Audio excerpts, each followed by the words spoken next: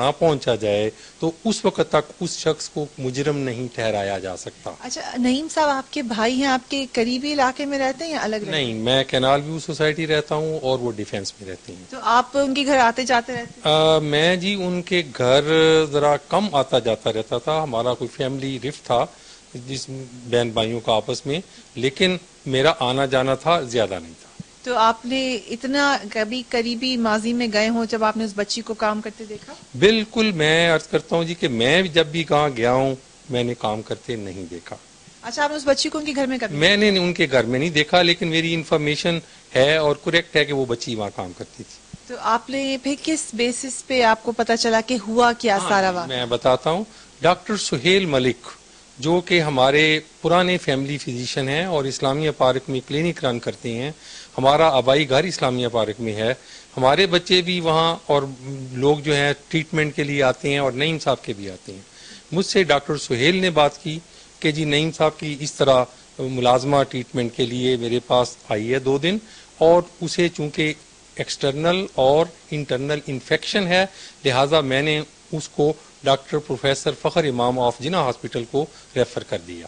جناح hospital میں بچی کی ڈیتھ ہوئی ہے؟ جناح ہاسپٹل میں بچی کی ڈیتھ ہوئی ہے، اس وقت بچی کی والدہ بھی بچی کے پاس تھی، اور جو سرٹیفکیٹ انہوں نے جاری کیا جو بعد میں نے دیکھا ہے، اس میں کاز آف ڈیتھ جو لکھی ہوئی ہے وہ لکھا ہوا ہے infection and reaction of medicines. تو آپ کو جب ڈاکٹر صاحب نے بتایا تو پھر آپ ہسپتال پہنچے؟ نہیں جی، میں ہسپتال میرا جانے کا نہیں بنتا تھا، جس وقت بچی کی ڈیتھ ہوئی تو پھر نعیم صاحب نے مجھے فون کیا تو میں اسلامیہ پارک وہاں پر پہنچا تھا۔ اور کس دن کی بات ہے یہ بات پرہیپس فرائیڈے کی ہے۔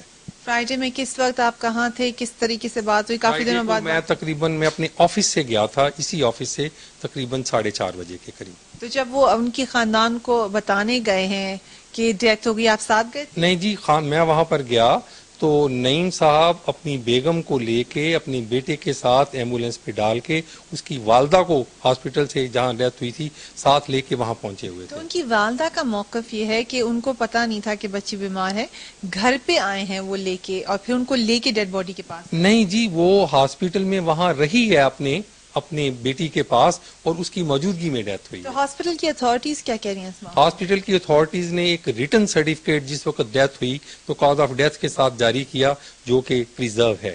لیکن ان لوگوں کا یہ موقف ہے کہ والدہ وہاں پہ بچی کے ساتھ ایڈمٹڈ تھیں یا اٹینڈنٹ تھیں؟ والدہ اٹینڈنٹ تھیں جس وقت بچی کی ڈیتھ ہوئی وہاں، بلکہ باپ بھی صبح گیا تھا ساتھ، باپ 1 گھنٹہ ٹھہر کے واپس آ گیا اور والدہ جو ہیں وہ وہیں پہ رہیں۔ تو آپ کے خیال سے پھر اس سارے معاملے کو کیسے سلجھایا جائے گا؟ آپ کا ایک موقف ہے، ان کا ایک موقف ہے، بڑا لگ رہا ہے کہ لوگوں کا اپنا ایک فریم آف مائنڈ ہے، اس پورے واقعے کو آپ سلجھایا کیسے؟ میں عرض کرتا ہوں جی، اس میں بڑی سمپل سی بات ہے کہ سب سے بڑی جو چیز ایویڈنس ہوتی ہے وہ ہوتی ہے پوسٹ مارٹم رپورٹ۔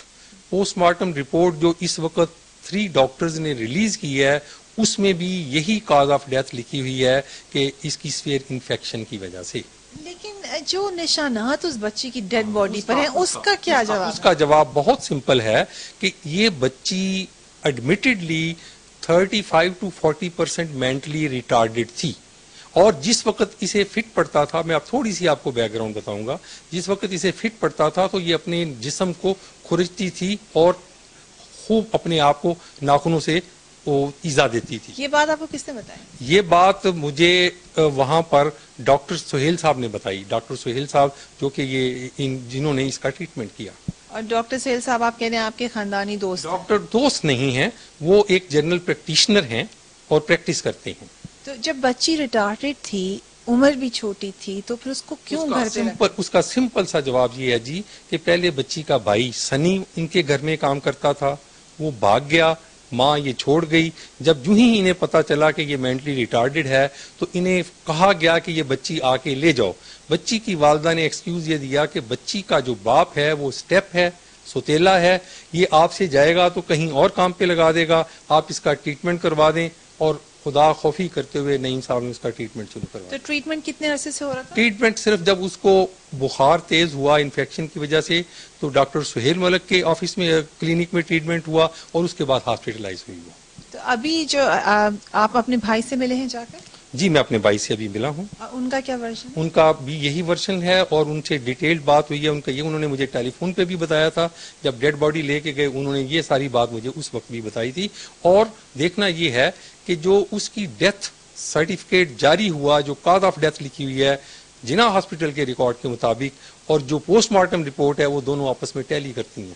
تو آپ کے خیال سے اس وقت جو موڈ بنا ہوا ہے سب لوگوں کا, قراردادیں پاس ہو رہی ہیں, اس سب میں آپ کس طریقے سے سامنا؟ میرے خیال میں اسی بات پہ ریزنٹمنٹ شو کرتے ہوئے لاہور بار ایسوسی ایشن نے آج ایک متفقہ ہڑتال کا اعلان کیا ہے, اس بات پہ کہ آپ انویسٹیگیشن کے بغیر اگر کسی شخص کو مجرم ثابت کرنا شروع کر دیں تو کسی مہذب معاشرے میں اس کی اجازت نہیں دی جا سکتی. بڑی مہربانی آپ کی, تھینک یو ویری مچ. اس طرح کہ آپ نے ورژن سن لیا, مختلف سائڈز آف سٹوریز ہیں, حقیقت کیا ہے, سچ کیا ہے, یہ تو ہمیں آنے والے دنوں میں ہی پتہ چلے گا. مگر اس میں ایک بڑا امپورٹنٹ ایلیمنٹ ان ڈاکٹر صاحب کا ہے جن کے بارے میں ابھی آپ نے سنا, آیا وہ کیا کہتے ہیں. یقیناً ہمارے جو رپورٹرز اس بارے میں سچ جاننے کی کوشش کر رہے ہیں اس ایلیمنٹ کو بھی دیکھیں گے. ساتھ ہی ساتھ رسپانسبلٹی بہت ضروری ہے, مگر چاہے جو بھی سچ ہو چاہے جو بھی غلط ہو, حقیقت یہ ہے کہ پاکستان میں چائلڈ ابیوز کے واقعات ہوتے ہیں, پاکستان میں چائلڈ لیبر کے واقعات ہوتے ہیں, وہ بڑا ایشو ہے اور اس پہ نظر ڈالنا زیادہ ضروری ہے. اس طرح کے ایشوز پر ہم آنے والے دنوں میں بھی بات کریں گے. اس وقت لاہور سے, اسلام آباد سے کی ٹیم کو جو کہ کراچی اور اسلام آباد میں موجود ہے اور آج لاہور میں بھی موجود ہے, ہمیں اجازت دیجیے. کل پھر آپ سے 8 بجے ملاقات ہوگی. اللہ حافظ.